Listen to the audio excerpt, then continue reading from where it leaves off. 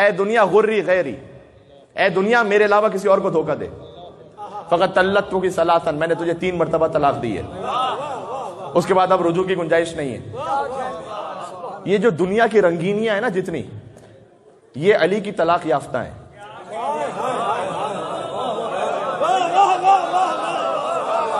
نہیں جملہ نہیں پہنچا، یہ جتنی بھی دنیا کی رنگینیاں ہیں نا یہ سب، یہ علی کی طلاق یافتہ ہیں۔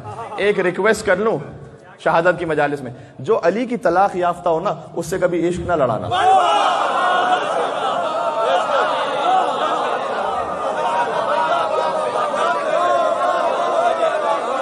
پتہ نہیں کون کیا سن رہا ہے اور کیا بات پہنچ رہی ہے۔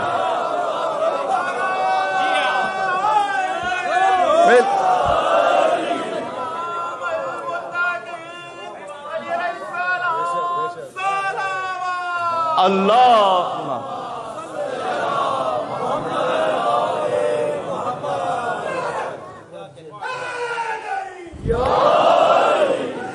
نجف رسا لگا،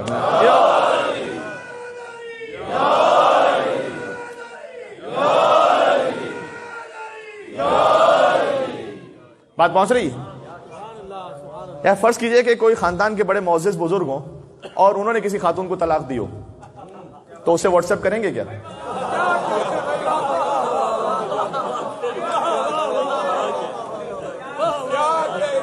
ہائے ہائے ہائے ہائے، یہ جملہ جہاں تک پہنچا وہ پہنچا۔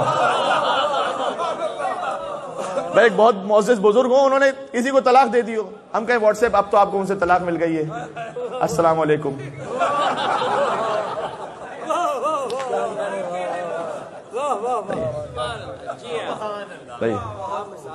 اور ہو آر یو، وہاں سے وہ لکھیں ہو آر یو ویل وشر۔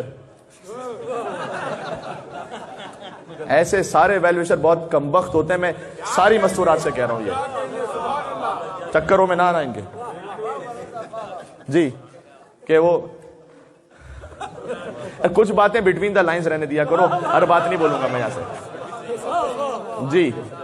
تو جو علی کی طلاق یافتہ ہے اس سے کہو کہ السلام علیکم، اب نہیں، دنیا میں رہنا ہے، دنیا میں جینا ہے، اللہ نے دنیا میں اس لیے بھیجا ہے کہ مزرعۃ الآخرہ، تاکہ آخرت کو آباد کرو۔ دنیا حلال سے کمائیے، حلال سے خرچ کیجیے، دنیا سے عشق نہ لڑائیے۔ فرق ہے، فرق بہت واضح ہے نا؟ ہاں اچھا، عشق نہ لڑاؤ تو اس کا نتیجہ کیا نکلے گا؟ جو مولا کائنات نے، ہر قدم پہ مجھے مولا کا کلام یاد آ رہا، میں کیا کروں؟